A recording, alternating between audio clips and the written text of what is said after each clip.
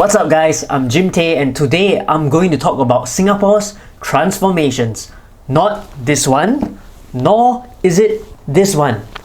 Yes, I won't be talking about the previous transformations like Third World to First or the Marina Bay transformation.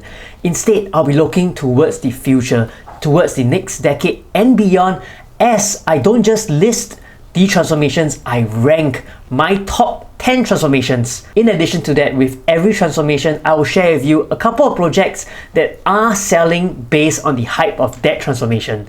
Stay tuned with me till the end. At number 10, I have the Rail and Green Corridor. Imagine a stretch where you can walk or cycle all the way from the northern area, Woodlands, to the greater Southern Waterfront in the south. That is a 24-kilometer stretch called the Rail Corridor. Added to that, there's also the Green Corridor, an 11-kilometer stretch that links up the three national gardens of Singapore, the Jurong Lake Garden, the Botanic Gardens, and Gardens by the Bay. I would say that it's spectacular, and I think it would be great for nature lovers and fitness enthusiasts who like to run or cycle during their spare time. There's no particular project that I actually want to mention here because there are so many littered along the paths of these two corridors, but if you have your own personal running project or cycling project, it will be perfect for you. Number 9. I'm not going to mention what is it first. Make a guess. Which area in Singapore has 4 malls, 1 upcoming integrated development with a transport hub, famous eateries along a stretch of road, some even 24 hours, as well as not 1, not 2, but no less than 8 new projects upcoming within these few years? Well, you probably can tell now from the map. It's Beauty World at Bukit Timah. And the latest upcoming project in the locale is Foret at Bukit Timah. It's a freehold development. It's highly anticipated, and I in fact have an in-depth preview video on it shot with Project IC Jeremy Tan. You can click on the link above to check it out, where he shares his in-depth personal insights on the Beauty World area as well as specifics relating to Foret at Bukit Timah. Coming in at number 8, we head to the northeastern region of Singapore to the Punggol Digital District. Anyone who's ever been to Punggol will know that it's a young area full of life, full of vibrancy. And also, despite all its growth throughout the years, it still has a large 50 hectares plot of land equivalent to 70 football fields. This is where the Punggol Digital District will be located. It's going to be filled with the latest technology, all cutting edge. So much so that I think it's best if you yourself click on the link above to the video which better explains it. The district has multiple ECs, and it's no surprise that the projects riding on the hype of the Punggol district the most are 2 newly launched executive condominiums, Piermont Grand and Ola. In 7th place, I think many might not agree with me on this, but I placed the Jurong, the 2nd CBD, the Jurong Lake District, the Jurong Innovation District here in number 7. Well, personally as a Westsider, the Jurong East story actually started sometime back from 2008, where it was introduced in the master plan, the future potential of Jurong East, where there would be new malls, there would be hotels, there would be even a hospital, and that's what we have seen with the introduction of Westgate, of GEM, J-Cube, Genting Hotel, and Ng Teng Fong Hospital. I would say that much has changed in Jurong East over the last decade. In 2013, a market high for suburban new launches was hit in J Gateway at 1,650 per square feet, and the project was sold out in 1 day. Following which, the most important announcement and boost to Jurong East's image was the high-speed rail announcement. That led to hype in the area growing to feverish pitch. Then, in 2018, the big bomb dropped. One that would say that the HSR, the high-speed rail, is going to be postponed. I personally feel that that is a huge dampener on the prospects of the Jurong East district. By the way, it's also no longer listed as one of the urban transformations on URA's website. Still, I think the sheer size of this transformation at 360 hectares deserve it a spot on my list. Nothing new has launched in the Jurong East vicinity since J Gateway, so most of the hype went over to West Coast Vale, where you had projects like Park Rivera, Twin View, and Whistler Grand. Number 6 might be a surprise. the Kallang River. Well, how rare is waterfront living in Singapore? Most famously, you have the Keppel Bay area properties such as Reflections, Caribbean and Corals. You can also say that Tanjong Rhu is waterfront living as well, as it faces towards the same river that the location I'm talking about, Kampong Bugis, faces. The upside of Kampong Bugis, you are close to the city and water at the same time. Truly something very rare for Singapore. The pure size and the complexity of the government's plans for this area is very exciting. They won't just have residential dwellings, they will also have commercial offices, retail, service apartments, elder care facilities, sporting facilities, so much so that I think it's going to be almost like a mini town in itself. It's so exciting. It's something that I personally look forward to very much. The only thing tricky about this is that the land plot is so big that a developer is going to have to fork out about $5 billion to acquire the land, something that even the biggest developers in Singapore might find hard to stomach.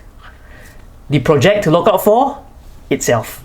Okay, and now we're on to the top half of the list. Number 5, the Changi region. Right off the heels of Jewel launching to great hype and fanfare in 2019, did you know that there's actually a much bigger plan on the Changi East region? This area where Terminal 5 is going to be located is more than the size of our existing Terminals 1 to 4 and Jewel combined. Not just that, the government also has in plans new aviation industries, waterfront cities, as well as new business districts around that Changi area until COVID-19. If not for COVID-19, I would definitely have placed this Changi transformation higher up on the list. But because of the current situation, it's inevitable that the tourism, the aviation industry would take a hit. Even our ministers came up to say that it might take a while for the industries to recover. The projects that are linked are of course the ones in Changi, Jovel and Park Como. Number 4, and that's a transport link system. Singaporeans always love it. A new MRT line, Cross Island Line, the latest, the 8th of all MRT lines in Singapore that has been announced to date.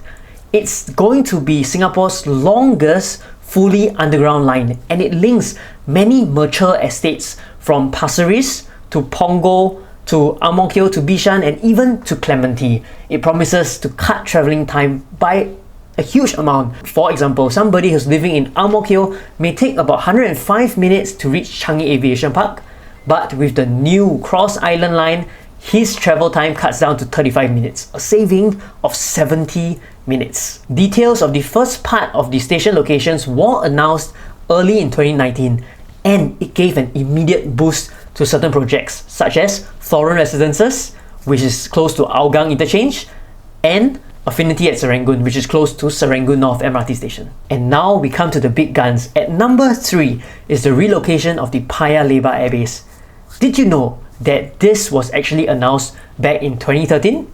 It's been 7 years now and the airbase is still there. Not that it won't happen, but I want to set the expectation that you might not know too, that it is only planned in the 2030s where the Paya Lebar Airbase will actually start to be relocated. That's still a decade away, but the fact that I include it here is simply because of the size of the transformation. At 800 hectares, it is 5 times the size of Toa Payoh town. The impact of it shifting away is going to be huge because the height restrictions are going to be lifted. That would mean for potential high density living, and many buildings might be redeveloped into higher rise buildings. A project that has been riding on this hype and in fact has been selling very well, close to 90% sold now, is Park Esta at Eunos. The second biggest transformation on this list, again, you might not agree with me putting it so high, but it's the Thomson East Coast line. I believe that this MRT line will be a game changer. Why? Because it connects important nodes from Woodlands Checkpoint to Orchard Road to the Central Business District and also potentially to Changi Airport directly. It allows business travelers to come in and out from Johor to a meeting in Singapore and to airport to go to somewhere else within a single day. And even for tourists, they can come in from Changi Airport, head over to the Central Business District to see what it's like in our prime office areas, head over to popular Orchard Road for shopping, and it also connects many popular haunts such as East Coast, River Valley, and Upper Thomson. In terms of projects, I would say that Amber Park and Avenir are the ones that are riding most on this hype of Thomson East Coast Line. Interestingly, if I look further north from River Valley, there doesn't seem to be much redevelopment or new projects to look out for yet. Could be an area to watch. Finally, in first place is something I mentioned briefly before. Watch this quick video. We will also link up the GSW. Yes, it's the Greater Southern Waterfront, announced some time back but really only emphasized by our PM Lee during the National Day rally in 2019. The sheer size of this transformation is staggering. At 2,000 hectares, it is 6 times the size of Marina Bay and 2.5 times the size of Paya Lebar Airbase. It's going to be huge. It's going to be an entire new waterfront district, a new town that will consist of public and private housing and commercial facilities. The announcement of the public housing has created a lot of discussion among netizens who think that there will likely be a lottery effect similar to Pinnacle at Duxton. There's so much hype riding on this area that one project, Avenue South, which was launched shortly after the national rally, managed to capture about 30% of sales in launch day alone, riding on its hype as well as being branded as the first mover's advantage into the Greater Southern Waterfront. Other projects to mention are Marina 1 and Kenridge Hill Residences. Well, so that's my roundup and ranking of the top 10 Singapore transformations to look out for in the next decade and beyond. Do you agree with my selections? Do you think there's any transformation that I did not include which you think should be on the list? Leave me a comment and let me know. Once again, my name is Jim Tay. Make sure you hit the like button, subscribe and share this video to somebody who would enjoy it. I'll see you in my next video.